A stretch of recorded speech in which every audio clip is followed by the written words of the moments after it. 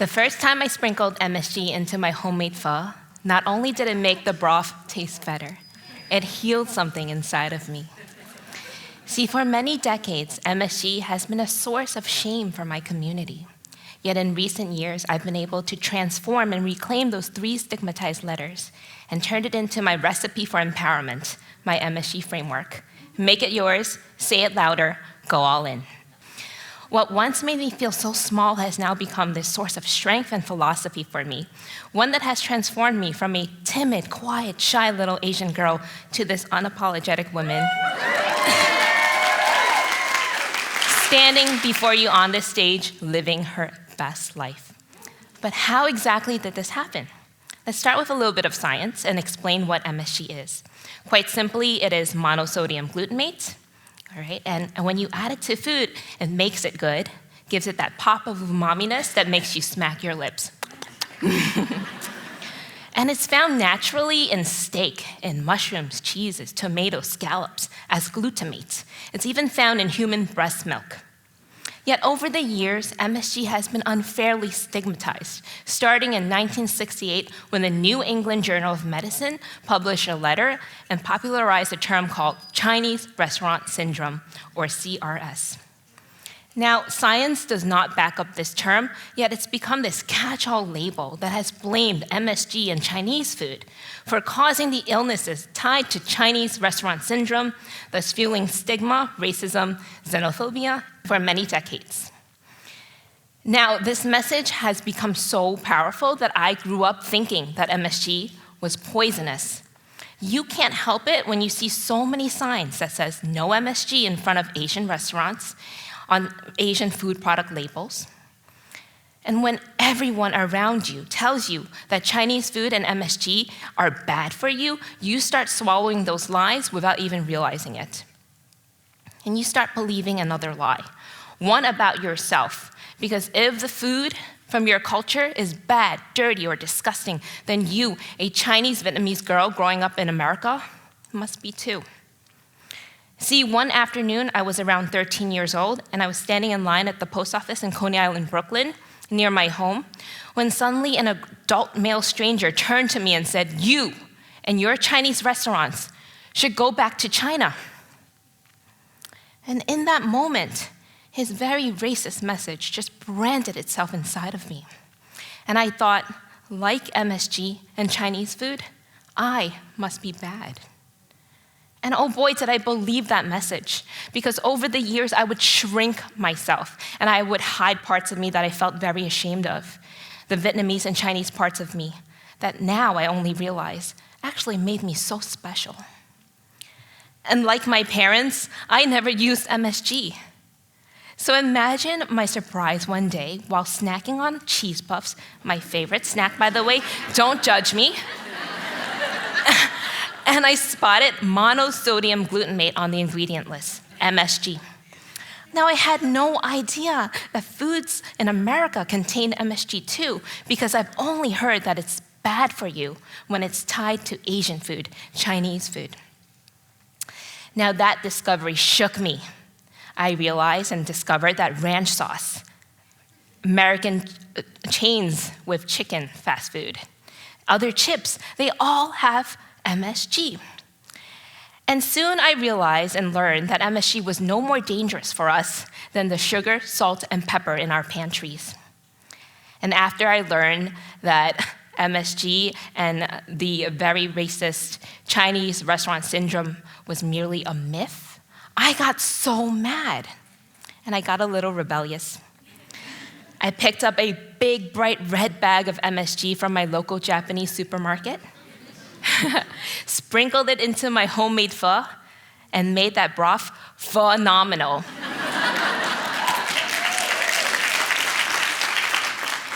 And after that, being a chaotic kitchen wizard, I couldn't stop. I started sprinkling MSG in everything except for myself, into fried rice, pasta, and even my cookies. Yes, my baking has MSG. And with each pinch, not only was I adding flavor back into my food, I was adding it back into myself. And now that's when it hit me. If MSG can transform my cooking, perhaps it could transform me too. And I kept spinning those 3 letters over and over in my head, MSG. For so long, they had been twisted into something negative. But now, in my kitchen and in my life, they felt so personal and so powerful. And I realized, what better way to reclaim the narrative on MSG than to let it guide me, not just as an ingredient in the kitchen, but as a life philosophy. And that is why I chose those very 3 letters, once used against us, to build my recipe for empowerment. Once again, my MSG framework, make it yours, say it louder, go all in. Let's break down this recipe. Like how MSG unlocks food's potential, step 1 of this framework, make it yours, will help unlock your potential too. Here's a little homework for you right now. I want you to think about something in your life, a dream, a decision, or an idea. One that you can make fully yours starting today. What would shift for you if you did? For me, it was my decision to shift careers. I had been living the recipe of life that my parents had written for me for over 13 years as an adult. They raised me in a traditional Chinese Vietnamese household where success meant I had to become a doctor. Now, when it came time for me to choose a career, I would remind my parents that I would faint at the sight of other people's blood. So my mom said to me cheekily in Cantonese, "你咪做物理治療師咯，冇見血㗎，你淨係做運動嘅啫嘛." Which meant, just become a doctor of physical therapy. It's just exercise, no blood. I don't like to exercise, Mom. And guess what happened at my very first surgery observation as a physical therapy student? It was a total hip replacement. There was buckets and buckets of blood, and of course I fainted. So thanks, Mom. For the next 13 years, I would swallow all of my creative dreams, and I had so many of them growing up, including writing novels, making video games, developing recipes, even owning a bakery. Instead, I would work tirelessly as a doctor of physical therapy, starting at the age of 23, for 13 plus years of my life. My food, thanks to adding MSG, was becoming increasingly flavorful, yet my life and my career felt increasingly stale and flavorless. You can't help it when you're still living the recipe of life others had written for you. Now comes 2022, when it was time for me to renew my physical therapist license, and I stared at that application in my hand, and my hands were shaking for about an hour. And I made a decision, a sudden decision. I decided to shred that application to smithereens, and as those little strips of paper fell to the floor, I felt free. Because in that moment, I made a choice and I made it mine. I decided to finally stop living the recipe of life that others had written for me, and I owned that decision. And here's the thing, psychologists explain why owning your decisions is so important. The self-determination theory shows that when we act from autonomy, we're more likely to feel motivated, fulfilled, and empowered. And empowerment brings flavor back into your days. So, be it a decision, an idea, a thought, or even a dream calling to you at this moment right now, make it yours.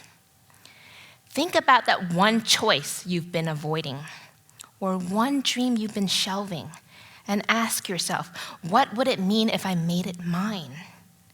Well, for me, today, I am no longer a doctor of physical therapy, exercising all day, but a best-selling cookbook author.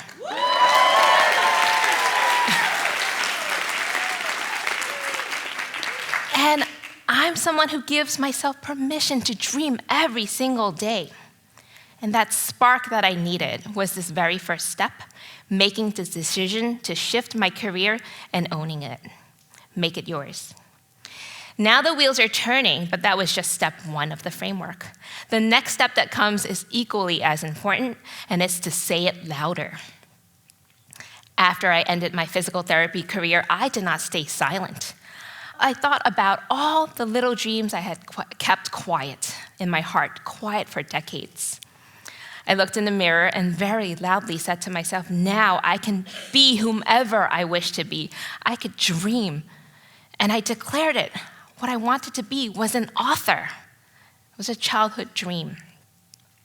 See, when you say your dream out loud, you're telling your brain and the world around you that this matters. And the more you say it, the more real it becomes. At first, it felt so silly because saying things out loud felt like I was bragging to myself.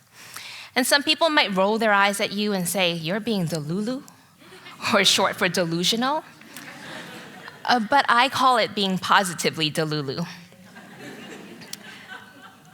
The more I said it, that I wanted to be an author after I decided to shift my career, the more real this vision became. In fact, Dr. Elliot Aronson, a social psychologist, through his research on the seeing is believing effect, found that when we articulate our beliefs or decisions out loud, we're more likely to internalize them and act accordingly. So for you in the audience now, let me ask you, what dreams are you still whispering? What brilliant idea are you hiding from the world? And what would change for you if you finally spoke it into existence? Whatever it is, say it louder. Say it even if your voice trembles, because the more you say it, the more your brain believes it, and the more you hear it, the more you become it. Now that you've made a decision, a dream idea, fully yours, and you've said it loudly, it's time for the final step of the framework, and this step separates the dreamers from the doers. Step 3 is to go all in. And going all in simply means to take action. Behavioral research calls this implementation intention. When you commit to action and link thought to behavior, you're far more likely to follow through. So what does going all in look like for you? It means you don't wait, you don't be passive, and you don't overthink. You go all in and you take action. Now it's time for us to connect all 3 steps of the MSG framework together and apply it to you. Perhaps you too have been thinking about changing your career. If this is you, your first step is to make that decision fully yours. Step 2 would be to say it out loud that I am changing my career. And step 3 would be to go all in, which means to apply to a new role or quit that job that you're at right now. You have to take action. Or let's say you've been thinking about moving to a new city. Make that your decision, no one else's, and own it. Say that I will finally move to my dream city. And step 3 would be to go all in and pack your bags. Maybe some of you have also thought about writing a book. If that's you, then your first step is to make that your decision. Say that I am writing that book. And step 3 is to actually sit down and write that book. Because you can't simply think a project or a book into existence. You still have to do the work. For me, as a little girl, I had always dreamed about writing books. It was romance novels, but it became cookbooks. It's still okay.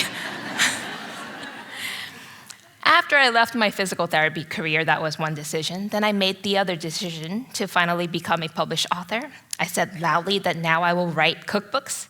I went all in, sat down, wrote 3 cookbooks, and now again, best-selling cookbook author.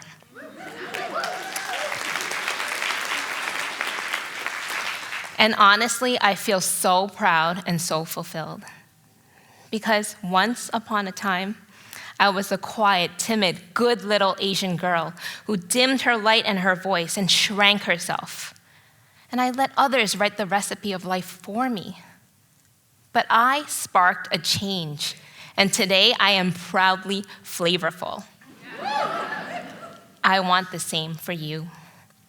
And the spark that moved me from shrinking to shining started with something small, a pinch. I added a pinch of MSG to my homemade pho. It was delicious. It was healing. What once made me feel small became my source of strength and power to reclaiming my story, my culture, and my voice. Make it yours, say it louder, go all in. Because just like how MSG transformed food, these 3 simple steps can transform you too. Now that's an easy recipe anyone can follow. Thank you.